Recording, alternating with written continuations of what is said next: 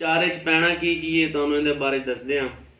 ਸਭ ਤੋਂ ਪਹਿਲੇ ਹੈ बेसन है, ਜਿਹੜਾ ਕਿ ਬਾਜ਼ਾਰ ਵਿੱਚ ਪਕੌੜੇ ਵਗੈਰਾ ਖਾਂਦੇ ਹੋ, ਆਮ बेसन है। ਉਸ ਤੋਂ ਬਾਅਦ ਹੈ ਚਾਵਲ, ਜਿਹੜਾ ਹੈ ਇਹ ਗ੍ਰਾइंड ਕੀਤਾ ਹੋਇਆ ਹੈ ਚਾਵਲ ਦਾ ਆਟਾ। ਉਸ ਤੋਂ ਬਾਅਦ ਆਮ ਕਣਕ ਦਾ ਆਟਾ, ਜਿਹੜਾ ਅਸੀਂ ਘਰਾਂ 'ਚ ਰੋਟੀ ਵਗੈਰਾ ਇਸਤੇਮਾਲ ਕਰਦੇ ਹਾਂ, ਕਣਕ ਦਾ ਆਟਾ। ਉਸ ਤੋਂ ਬਾਅਦ ਜਿਹੜਾ ਹੈ ਗੁੜ, ਪੁਰਾਣਾ ਗੁੜ, ਜਿੰਨਾ ਪੁਰਾਣੇ ਤੋਂ ਪੁਰਾਣਾ ਗੁੜ ਹੋ ਸਕੇ ਉਹ ਲੈਣਾ ਤੁਸੀਂ, ਸਾਲ ਦਾ 2 ਸਾਲ 3 ਸਾਲ ਪੁਰਾਣਾ ਗੁੜ, ਇਹ ਗੁੜ ਲੈ ਲੈਣਾ ਤੁਸੀਂ। ਉਸ ਤੋਂ ਬਾਅਦ ਇੱਕ ਆਈਟਮ ਸਾਡੇ ਕੋਲ ਇਹ ਪਈ ਹੈ, ਇਹ ਅਸੀਂ ਤੁਹਾਨੂੰ ਵੀਡੀਓ ਦੇ ਐਂਡ 'ਤੇ ਦੱਸਾਂਗੇ, ਤੇ ਸਾਡੀ ਵੀਡੀਓ ਪੂਰੀ ਵੇਖੋ। ਤੇ ਇਨਸ਼ਾਅੱਲਾ ਇਹ ਉਹ ਆਈਟਮ ਹੈ ਜਿਹਦੇ ਨਾਲ ਜਿਹਦੀ ਖੁਸ਼ਬੂ ਤੇ ਮੱਛੀ, ਗੁਲਫਾਮ, ਮੱਲੀ ਜ਼ਰੂਰ ਦੌੜੀ ਦੌੜੀ ਆਏਗੀ ਔਰ ਤੁਹਾਡਾ ਸ਼ਿਕਾਰ ਬਣੇਗੀ। ਇੱਕ ਐਸੈਂਸ ਹੈ, ਇਹ ਵੀ ਤੁਹਾਨੂੰ ਵੀਡੀਓ ਦੇ ਐਂਡ 'ਤੇ ਦੱਸਾਂਗੇ ਇਹਨੂੰ ਕਿਸ ਤਰ੍ਹਾਂ ਇਸਤੇਮਾਲ ਕਰਨਾ ਹੈ ਚਾਰੇ ਦੇ ਵਿੱਚ।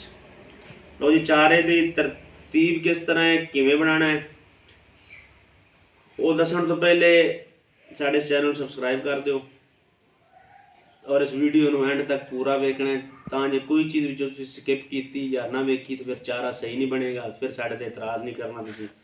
ਸਭ ਤੋਂ ਪਹਿਲੇ ਕਣਕ ਦਾ ਆਟਾ। ਕਣਕ ਦਾ ਆਟਾ ਇੱਕ ਪੂਰੀ ਮਿਕਦਾਰ ਜਿਹੜੀ ਹੈ ਇਹ ਜੀ, ਇੱਕ ਕੌਲੀ, ਕੋਈ ਪੈਮਾਨਾ, ਕੋਈ ਤੁਹਾਡੇ ਕੋਲ ਕੌਲੀ ਘਰ 'ਚ ਕੋਈ ਬਰਤਨ 'ਚ, ਉਹਦੀ ਇੱਕ ਪੂਰੀ ਮਿਕਦਾਰ, ਇੱਕ ਪੂਰੀ ਅਸੀਂ ਕੌਲੀ ਭਰ ਲਈ ਜਾਂਦੀ। ਲਓ ਜੀ, ਇਹ ਇੱਥੇ ਪਾ ਦਿੱਤੀ। ਚਾਵਲਾਂ ਦਾ ਆਟਾ हाफ मिकदार, चावलों का आटा उसकी हाफ मिकदार च लैना, यह चावलों का आटा आ गया। उस बाद है बेसन, ये भी हाफ, यानी जड़ा कणक का आटा उनका हाफ। लो जी, यह 3 चीज़ां आ गई। हुण की करना है जी, हुण इनू अच्छी तरह आपस में मिक्स कर देना, एक जान बन जाने, किधरे कोई आटा वखरा नज़र ना आए कि कणक का वखरा फिर रहा, चावलों का वखरा फिर रहा, बेसन का वखरा, ऐसी कोई सूरत हाल ना हो। इनू बिल्कुल एक जान बना दो, जिमें कि मैं बना रहा। इनू सुक्के नूं मिक्स कर लेना है, क्योंकि जो तुसीं पानी पाओगे पानी दे विच फिर एक जान नहीं होएगा। इनू सुक्के नूं पहले ही एक जान इनू तुसीं ऐ कर लेना है। देखो जी, मैं कर रहा अच्छी तरह, टाइम साढ़े कोल थोड़ा है, इनू अच्छी तरह से ये मिक्स कर लिया। लो जी, मिक्स हो गया। लो जी, इस तो बाद पुराना गुड़, ये इन्ना तुसीं लैना,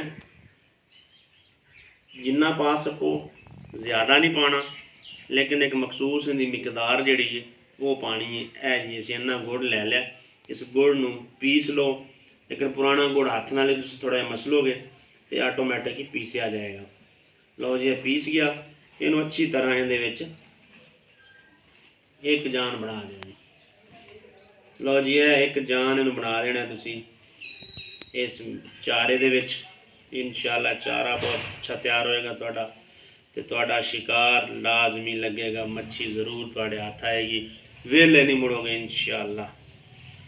लो जी, यह बन गया तुहाडा, आइटम तक पै गई जी। उस तो बाद सब तो अहम चीज़ जिहड़ी जी वो ये तुसी ज़रूर पानी है, इस तो बगैर ये चारा बिल्कुल फारग है। यह हिंग आम पंसार की दुकान तो मिल जाएगी। हिंग, ये हिंग लै लेना, पत्थर तरह सख्त होंदा है, इनू अच्छी तरह पीस लेना। साढ़े कोल पीसिया होया पिया है, इहदे ते एक चुटकी जिहड़ी है हिंग दी, एक चुटकी वो तुसी इहदे ते अच्छी तरह इहदे ते सट दो, इनू मिक्स कर दो हिंग नू। हिंग की खुशबू तो मच्छी बहुत जल्दी आती है, तो इंशाअल्लाह तुहानू शिकार जाया नहीं जाएगा।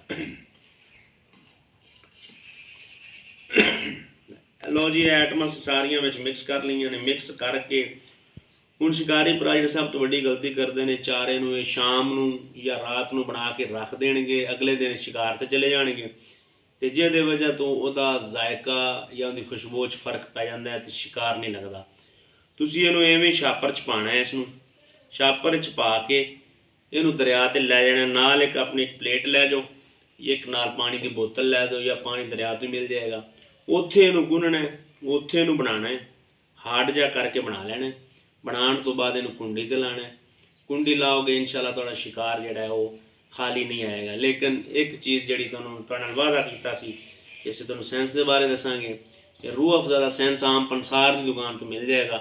इहनूं चारा दे विच पानी पाण तो पहले अच्छी तरह 2-3 दे प्रैशर मार लेने, जिस तरह परफ्यूम मारीदा है, मार के तो इहनूं गुन लो, गुन के लाओ, इंशाअल्लाह शिकार तुहाडा ਲਾਜ਼ਮੀ ਤੁਹਾਡੇ ਕੋਲ ਆਏਗਾ। ਅਗਰ ਤੁਹਾਡੇ ਹੱਥ ਕੋਈ ਸ਼ਿਕਾਰ ਲੱਗੇ, ਸ਼ਿਕਾਰ ਕਰਨ ਜਾਓ ਇਸ ਚਾਰੇ ਤੇ ਸਾਨੂੰ ਦੁਆਵਾਂ 'ਚ ਯਾਦ ਰੱਖਿਆ ਜੇ ਤੇ ਕਮੈਂਟ ਜ਼ਰੂਰ ਕਰਿਆ ਜੇ। ਸਾਡੇ ਇਸ ਚੈਨਲ ਨੂੰ ਸਬਸਕ੍ਰਾਈਬ ਜ਼ਰੂਰ ਕਰ ਦਿਆ ਜੀ।